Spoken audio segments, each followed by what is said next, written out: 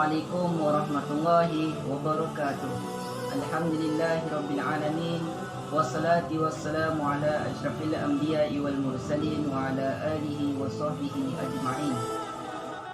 Qala rabbi shrah li sadri wa yassir li amri wahlul 'uqdatam min lisani yafqahu qawli. Nama saya Awangku Muhammad Azrul bin Awangku Zaidi, No Matrix DI 19223 dari kelas 3A. Hari ini saya akan menerangkan, yaitu tajuk saya adab mendengar azan. Apa itu azan? Azan adalah satu lafaz khusus yang diamalkan oleh penganut agama Islam sebagai tanda untuk menyatakan masuknya waktu solat fardu, supaya orang-orang mukmin boleh disuruh supaya segera berkumpul untuk mengerjakan solat fardu. Dari segi bahasa, azan ini bermaksud al-i'lam, yaitu pemberitahuan atau an-nida, seruan. Azan ialah suatu gabungan perkataan-perkataan tertentu untuk menandakan waktu solat fardu atau boleh diertikan sebagai pemberitahuan tentang waktu solat.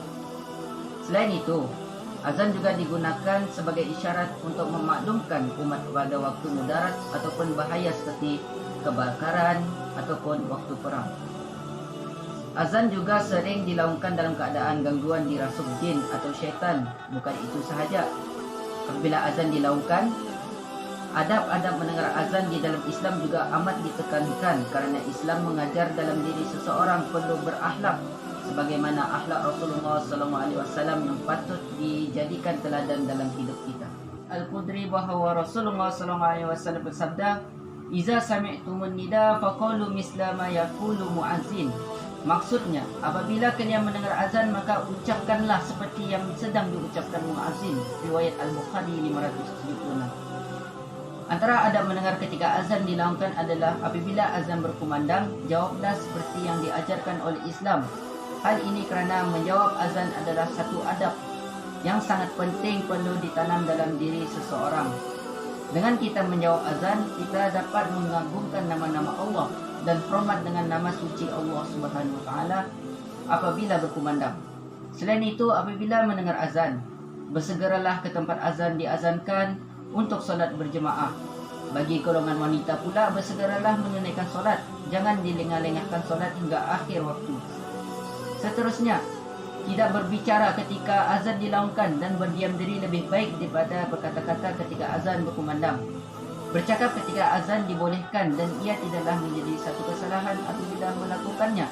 Namun begitu, jika percakapan itu boleh menyibukkan atau mengganggu seseorang itu dalam menjawab seperti mana yang dilakukan oleh muazzin, maka meninggalkannya adalah lebih utama kerana menjawab azan adalah daripada sunnah Rasulullah SAW. Kesimpulan daripada adab mendengar azan ini ialah walaupun kita dibenarkan untuk bercakap ketika azan, tetapi yang lebih baik adalah meninggalkannya, melainkan apa yang diucapkan itu merupakan hal atau perkara yang penting dalam masa yang sama, ia tidak mengganggu seseorang itu dalam menjawab apa yang dilakukan oleh muazzin, kerana ia adalah sunnah yang dituntut di dalam agama.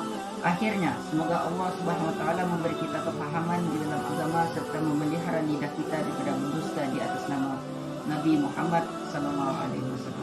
Yang dapat saya sampaikan pada hari ini iaitu adab mendengar azan. Walaupun sedikit, dapatlah kita ambil iktibar dan amalkan dalam hidup kita seharian.